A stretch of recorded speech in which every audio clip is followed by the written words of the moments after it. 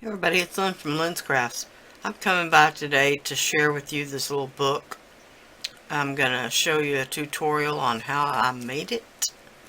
It's polymer clay covers with an accordion folded cardstock interior. Alright, I'm going to start with the cardstock. This is just Georgia Pacific cardstock. I got it at Walmart. It's 110 pound cardstock, 8.5 by 11. I've divided it into 3 sections, 2 3-inch strips and the leftover 2.5-inch strip.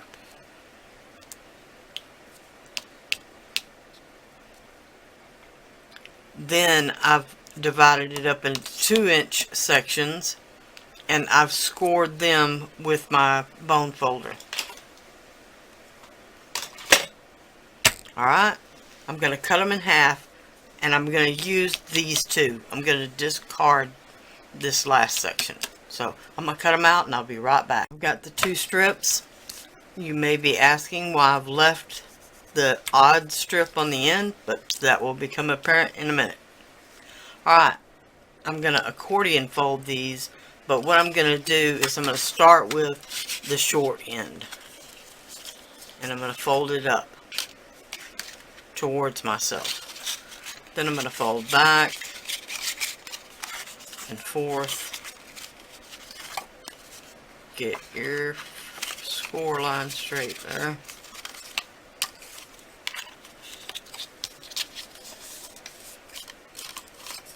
And then back again. And then forward. Alright. So, we've got 2 pages. This is the end page for the front or the back, and this is the middle. So I'm going to do this the same way.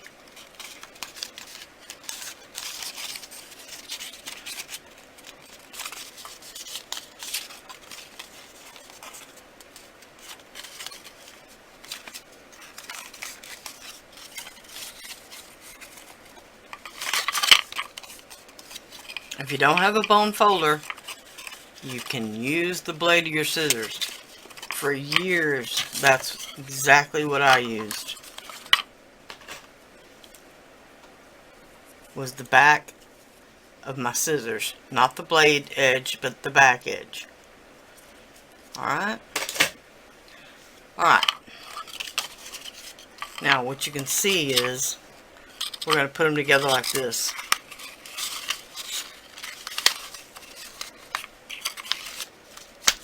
Alright, this is the end page. This is the end page. These are the center pages. These short pieces will form a pocket in the middle once you glue the edges together. Alright, so you can go over these and with your bone folder and crease the edges. That will sharpen the fold a bit.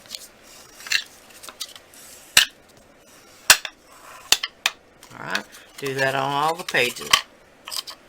Alright, then I'll be right back.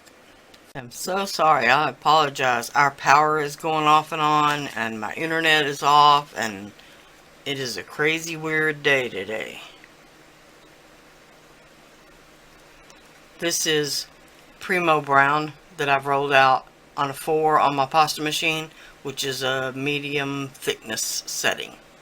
Alright, this is a 3-inch by 2-inch rectangle. I cut 2 of them, then I cut the center out of one of them. All I did was use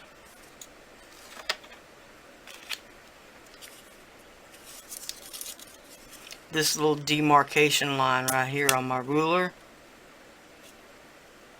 Alright. Then I used this wood grain tool. I'm not sure what you call the darn thing, but I use it for wood graining.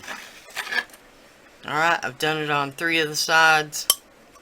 Now I'm going to do it on this short end that is a little crazy, but I'm going to go with it. Remember, the wood grain isn't straight.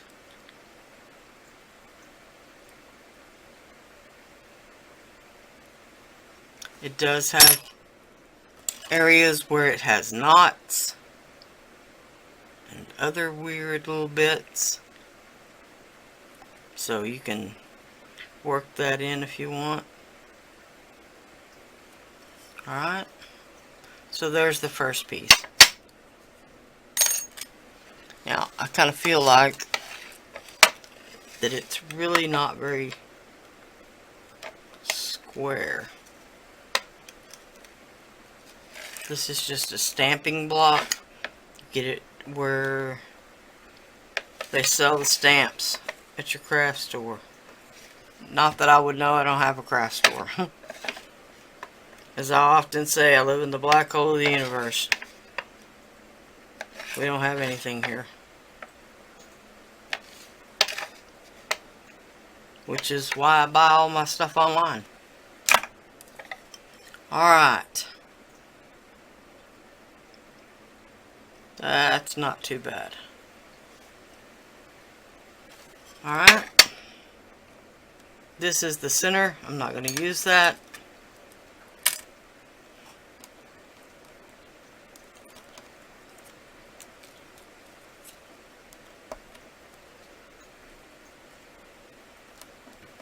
For the back, you can do whatever texture you want. A texture sheet. You can do the wood graining again. So let's do that. This time, it'll run up and down.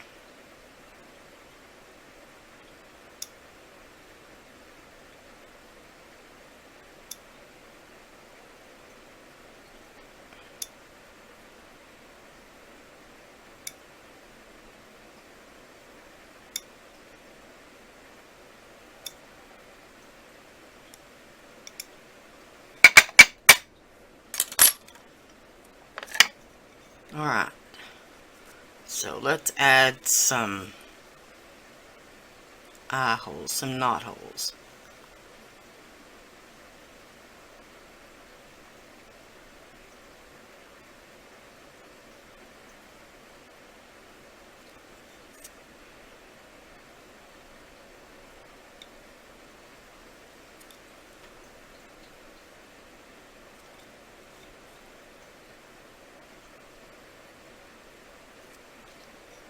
Alright, if you want to add a little bit more convincing texture to the wood grain, you can just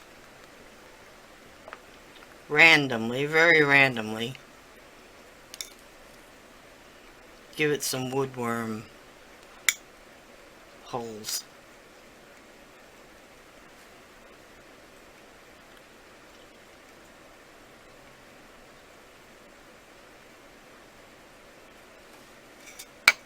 Alright, then you can do that on the cover too.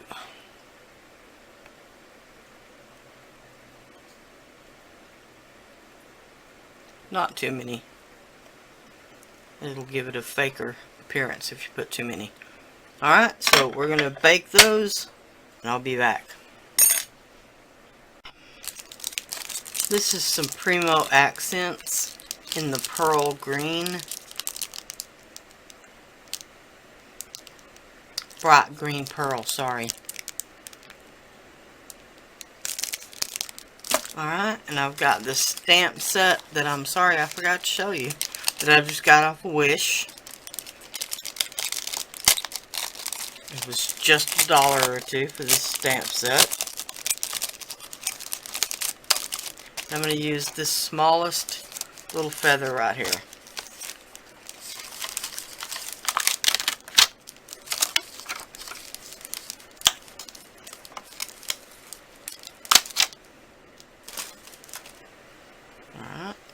Grab my stamp block.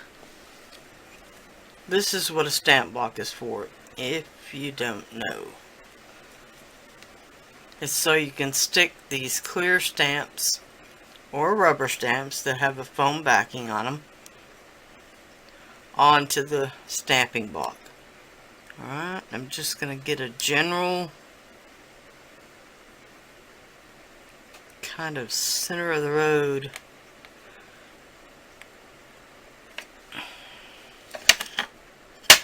Alright, that made a decent impression. Could have been better, but it's at least on there. Let me see if I can get it up there where you can see it. Alright, now you can choose to bake this first, or you can bake the frames first and then cut this to fit.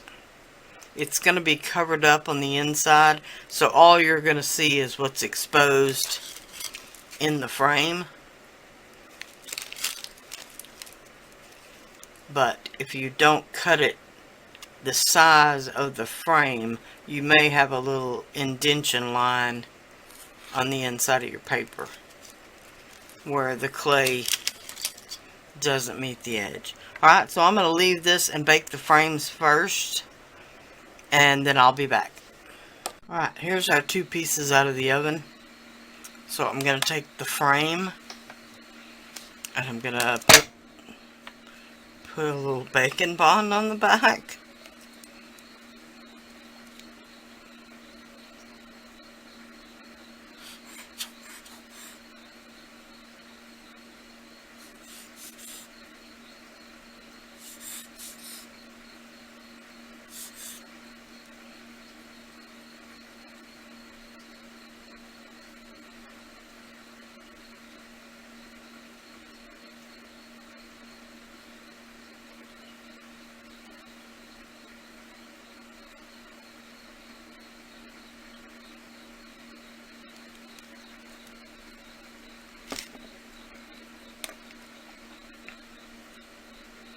Alright, then I'm going to decide which is up and which is down.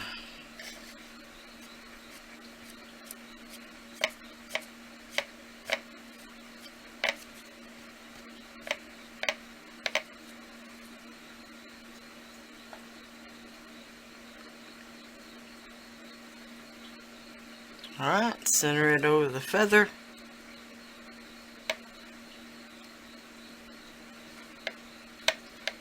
Give it some good pressure to make sure that bacon bond has made contact with the raw clay.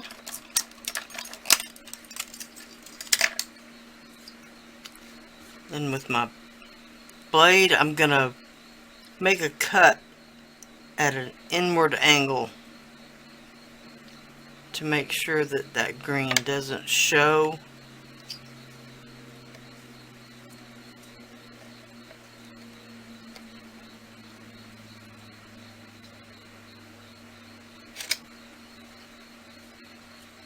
Alright, do that all the way around.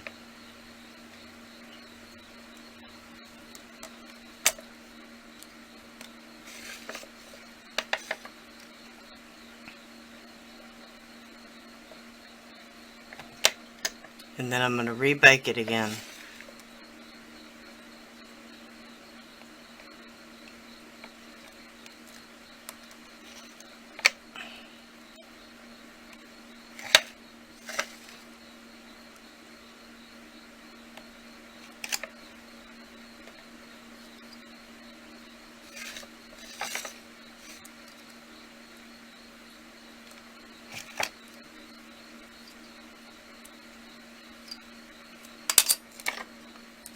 Alright,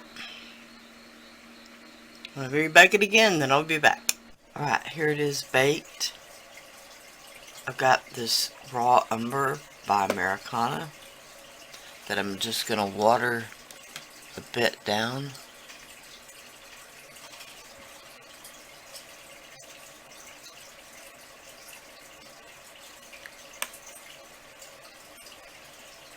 A very little bit.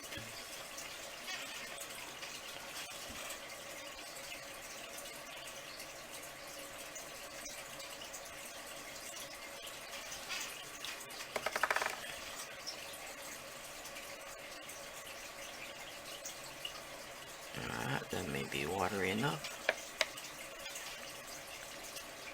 And I've got kind of a small brush. Alright, sorry about that everybody, my battery died. So I've done the antiquing in the brown on the feather, the raw umber on the feather, and then I did black on the wood part, the wood grain part.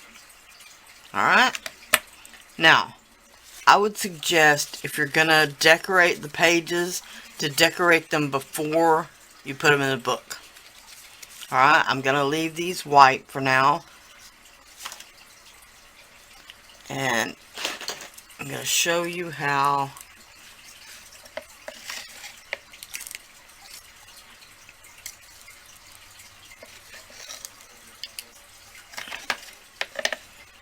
if I cleaned my glass towel occasionally, it would help things not to stick so much. Alright. I'm going to show you how I did the binding on this little book. Alright. I drilled holes in the front and back cover. This time I'm going to only do 3. 5 was a bit of an overkill. Alright, once I drilled the holes, I put jump rings in the front and back cover. Then I attached them with another jump ring. Alright, so to drill a hole, if you don't have a drill, you can use a craft knife. Alright, so the first thing I want to do is make a guide where to punch the holes. So I just drew some lines from the top and the bottom of the piece, and I'm going to start about a 1/2 inch in from either end. Alright, then just randomly in the center, because as you can see, the markings on my ruler are worn away. That's why originally I bought several of those. I think I'm on the last one. Alright, something like that.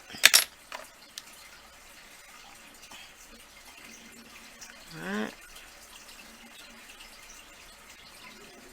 Don't make them too close to the edge, or you risk blowing out the clay, breaking the clay. Alright, just give yourself a good guide mark.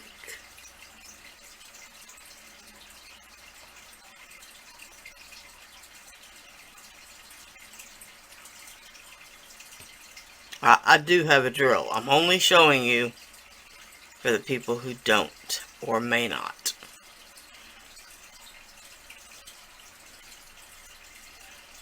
Alright, there's a good little guide. Now you can continue.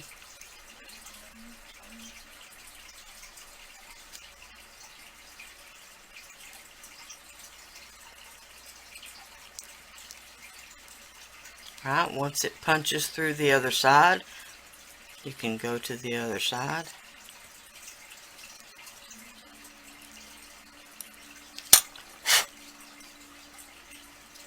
And there you've got a hole. Now continue to do that with the first and the second and the third hole. Then line your pieces up.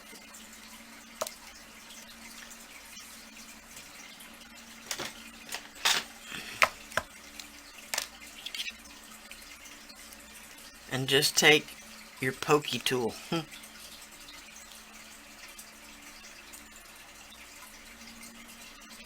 Alright.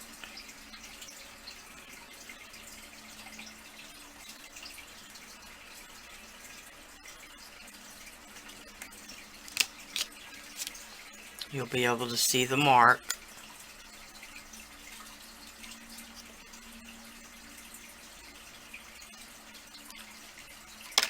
The pokey tool will actually poke a hole through the polymer clay. I've only rolled this out at a 4 on my pasta machine, which is about the midway setting. I rarely roll things out any thicker than that. Occasionally, but not very often. Alright, so poke your holes, drill your holes, and then I'll be back and share how I finish it. Now I'm going to need 6 jump rings. So choose jump rings that are large enough and that you have enough of. I'm going to need 9 jump rings to finish this piece.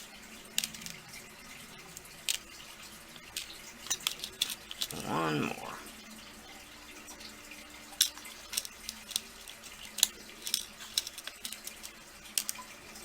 Alright.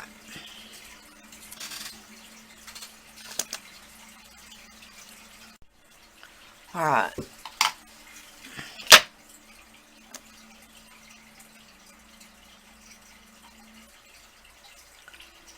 To open a jump ring, for those of you that don't know, I'm going to take 2 pairs of pliers. There are tools to do this, but I'm showing you for people who don't have the tools. I'm going to twist the left side away from me while twisting the right side towards me. Alright, to just open it up like that. You don't want to spread them apart and open the jump ring up that way because you'll distort the shape more. Alright? So while grasping it with the pliers,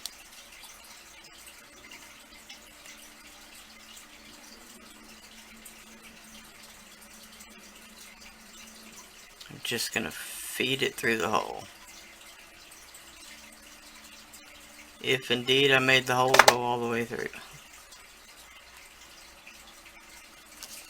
If your jump rings are too small, you won't be able to get them to go through the hole. Which these indeed may be. First thing you can try though is to open it up further. Alright. Ah, voila. Alright, and then close the jump ring by doing the exact opposite motion. Twisting the left side towards you and the right side away from you. Alright, I'm going to show you one more time.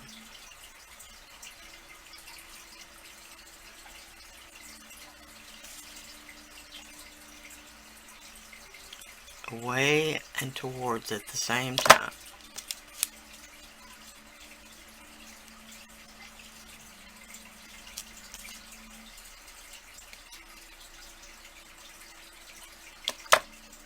Alright. Do that with all 3 holes on the front and all 3 holes on the back. Put a jump ring in and close it. Then I'll be back to show you how we finish.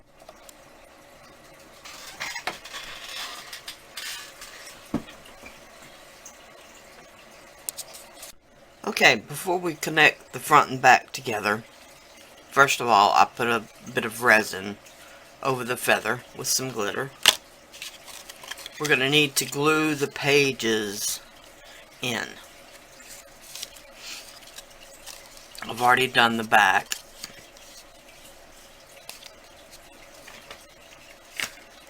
To glue it, I'm just going to use glossy accents.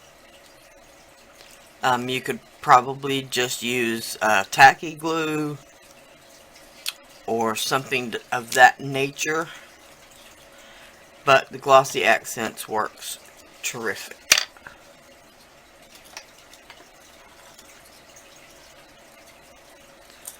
The only bad thing about the glossy accents is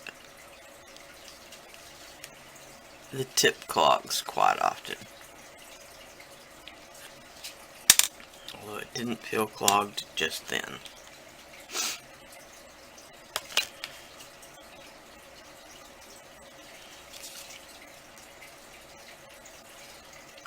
Alright, so I'm just going to run a line of glue around the edge. About 1/8 of an inch away from the edge.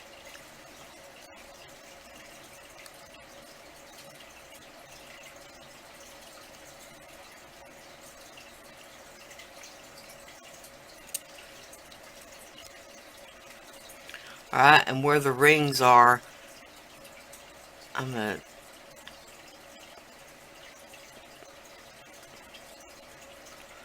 try to stay about 1/8 away, but not necessarily glue the rings. Alright.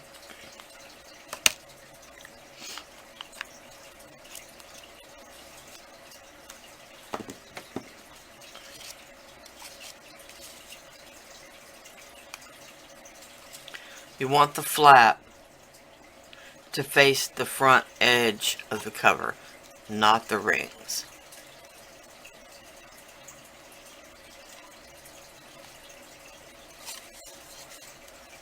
Alright, and it'll slip and slide around at first.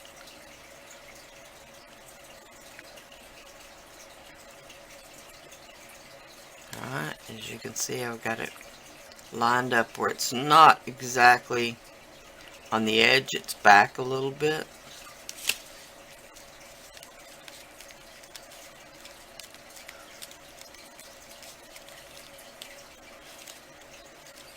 And yes, I know my nails, my fingers, everything. We just laid laminate flooring in the living room this week, and it was not kind on my hands. And I didn't do any of the laying of the floor. I just did the helping part. Fetching, toting, carrying. When it's done, I'll try to share some photos on my Facebook page. It's almost there. The flooring is actually done, but the living room is not back in order quite yet.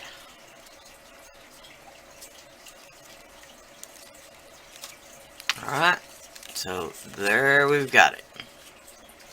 Alright, now we've got the two halves.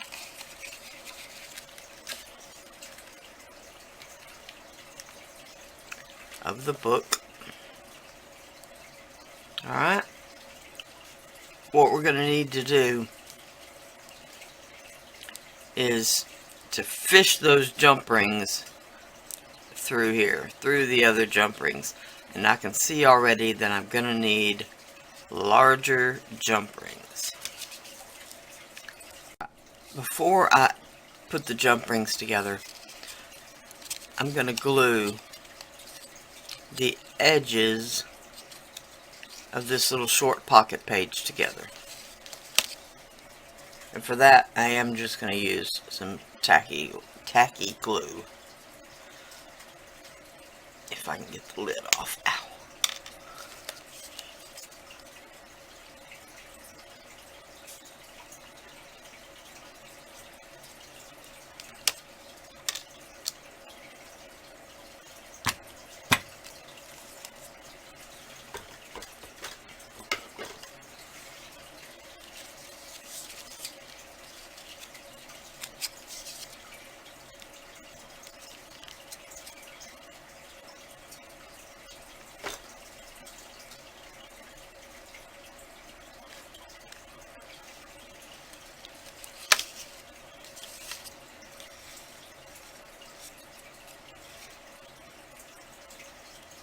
Alright, so I'm just going to hold that together for a minute, or less than a minute, just till it grabs.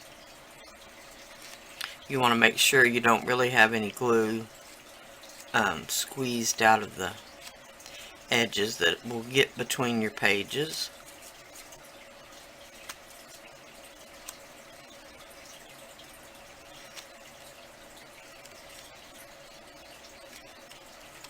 Alright.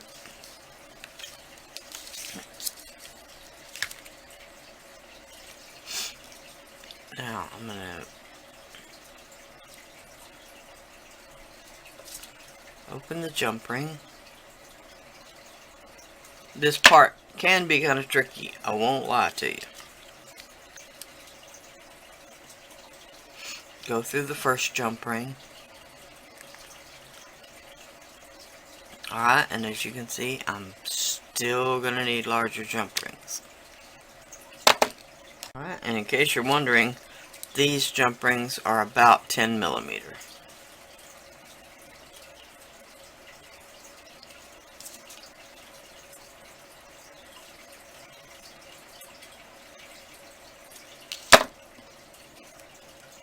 Alright, let's give it a try again.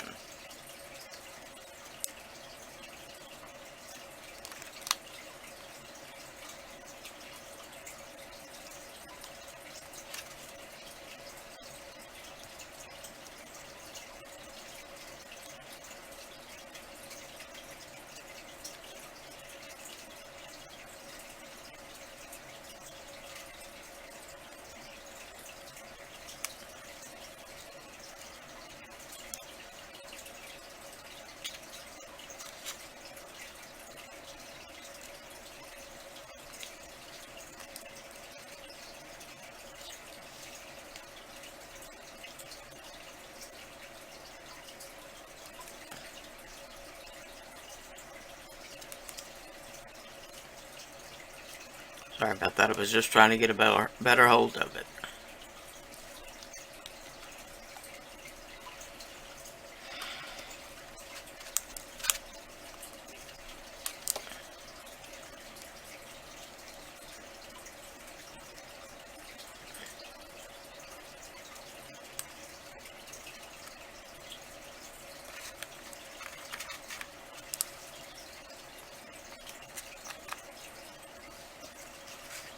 Let's try it on the other end.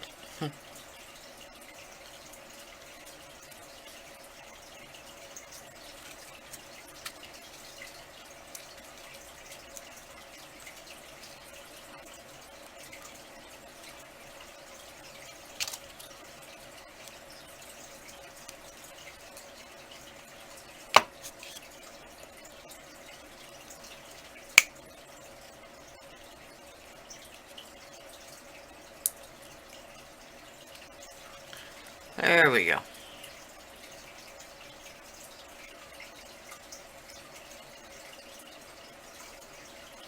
It is a little difficult to see these antique brass rings against the ground. Alright, and closing it will be kind of difficult because you can't turn the other side towards you. So just working with the one side. There we go.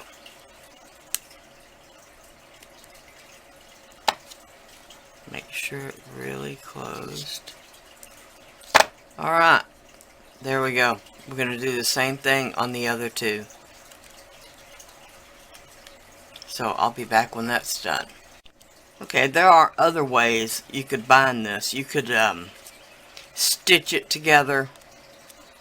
You could actually put a spine on and glue it on. This was just the easiest way to do it with the jump rings, like I did before. Alright, it would have helped if I would have used the right size jump rings to start with.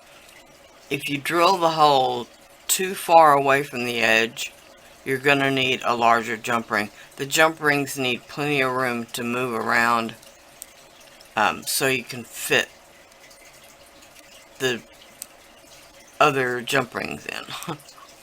Alright, so here it is.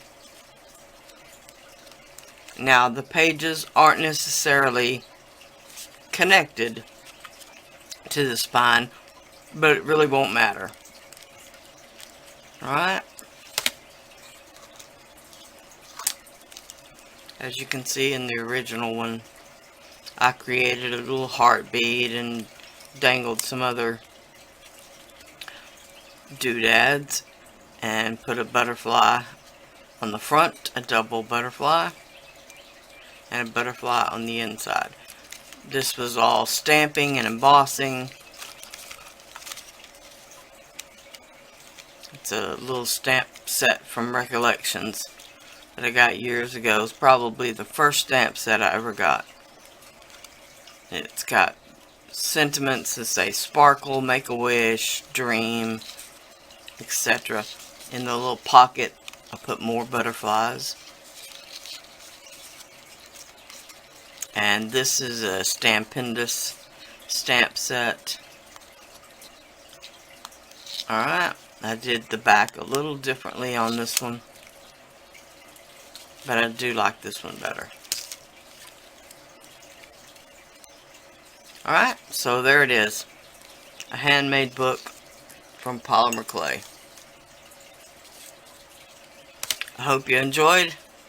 Thanks for watching. Bye now.